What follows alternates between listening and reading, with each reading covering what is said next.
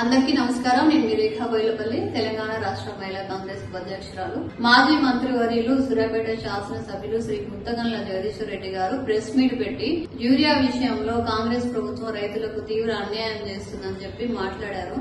జగదీశ్వర్ రెడ్డి గారు న్యూస్ పేపర్లు, టీవీ చూడడం మర్చిపోయారనుకుంటా.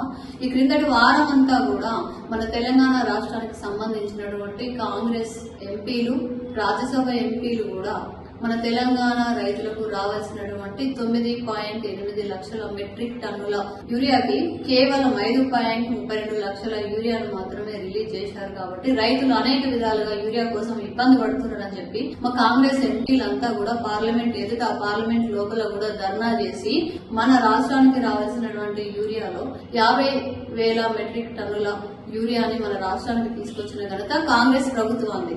మరి నల్గొండకు సంబంధించిన లీడర్లు యూరియా గురించి మాట్లాడట్లేదు, అసలు రైతులను పట్టించుకోవట్లేదని ఎలా అంటారు మీరు?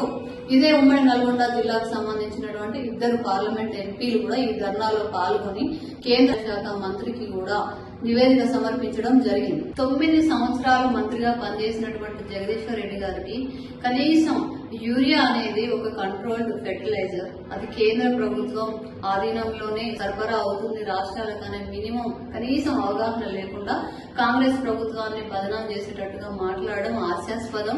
రైతుల గురించి, యూరియా కొరత గురించి మాట్లాడే జగదీశ్వర్ రెడ్డి గారు ఏ రోజన్నా మీరు బీజేపీని ప్రశ్నించారా? అసలుకి గతంలో బీఆర్ఎస్ హయాంలో 2022లో, 2023లో, 2020లో కూడా రైతులు యూరియా కోసం అనేక సార్లు బార్లు తీరి ధర్నాలు చేసిన సందర్భాల్లో ఏ రోజైనా జగదీశ్వర్ రెడ్డి గారు దీని గురించి మాట్లాడారా? అచ్చనపేటకు చెందిన ఒక రైతు యూరియా కోసం క్యూలో నిలబడి చనిపోవడం కూడా జరిగింది. కానీ అప్పుడు ఉన్నటువంటి వ్యవసాయ శాఖ మంత్రి గారు దీని గురించి ఏం మాట్లాడారు?